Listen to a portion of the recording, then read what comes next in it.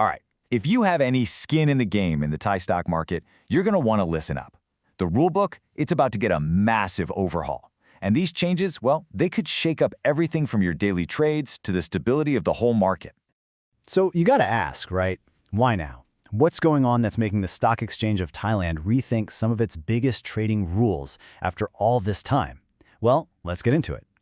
Okay, so how do we know all this? We're going straight to the source. The Stock Exchange of Thailand, or the SET as you probably know it, put out this big market consultation paper. And that document is basically our roadmap for figuring out exactly what they're planning. So here's what we're going to cover. First, what are the new rules all about? Then, we'll look at how they're trying to calm down price swings. We'll also dive into the world of high-speed trading and making things fair. After that, we'll see how they plan to make these rules actually, stick. And finally, we'll talk about what happens from here. So what's the big picture? What's the ultimate goal? If you read their own executive summary, it boils down to 3 key things: creating a market that is fairer, more stable, and way more transparent for everyone involved. And they've actually spelled this out. They've got 3 main aims. Number 1, get a handle on those crazy price swings. Number 2, crack down on what they call inappropriate trading behavior. And number 3, just generally do a better job of protecting investors. You'll want to remember these 3 things because every single rule change we're about to talk about connects right back to one of them. All right, let's jump into that first point, price volatility. And you can't really talk about that without talking about a practice that can sometimes throw gasoline on the fire: short selling. So, quick refresher for anyone who needs it. What is short selling? Think of it as betting against a stock. You borrow some shares, you sell them right away at the current high price, and then you're hoping, really hoping, the price drops. If it does, you buy them back cheap, return the borrowed shares, and the difference is your profit. Now, it's a totally normal part of the market, but the worry is that it can really push prices down even faster when things are already shaky. So what's the plan to rein this in? Well, first, they're raising the bar for which stocks can even be shorted. Right now, a company needs a market cap of 5 billion baht. The proposal? Let's bump that up to 7.5 billion. But that's not all. They're adding a brand new rule about liquidity. A stock is going to need an average monthly turnover of at least 2%. The idea here is pretty clear. They want to keep short selling focused on the biggest, most actively traded companies. Okay, the second major change here is a new price rule, and it's interesting because they're looking at 2 different ways to do it. Option 1 is what's called the uptick rule for all short sales. Basically, you can only short a stock at a price that's higher than its last traded price, period. Option 2 is a bit different. That same rule only kicks in if the stock is already having a really bad day, like if it's already dropped 10% from yesterday's close. So they have to decide, do they want a constant restriction or something that acts more like an emergency brake? So that's volatility. But the SET is also laser-focused on fairness. And that brings us to the, let's say, the Wild West of modern markets: high-speed trading.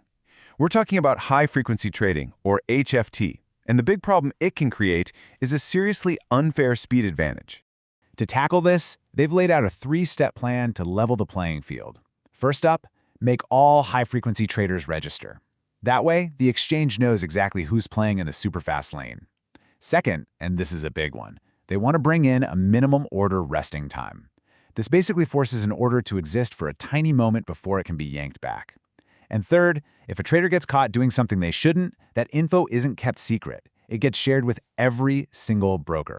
Okay, so why should you, the average investor, care about any of this? Because it's all about stopping traders from creating a fake picture of the market. They can't just flood the system with tons of ghost orders that they cancel in the blink of an eye just to trick people. The whole point is to make sure the market data you're seeing is actually real.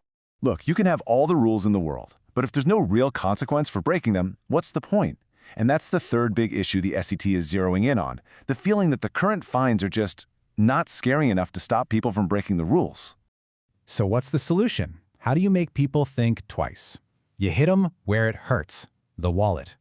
The SET's proposal is straightforward and pretty powerful. They want to massively hike up the fines for brokers who step out of line. We're talking up to 3 times what they are right now.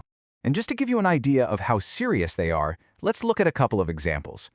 If a broker gets caught doing unauthorized trading off the exchange, the fine could leap from 1 million baht all the way up to 3 million baht. Someone lets an unauthorized person use their trading system? Same deal, a jump to 3 million baht. Even for breaking those short selling rules we talked about, that could go from 100,000 baht fine to 300,000 baht.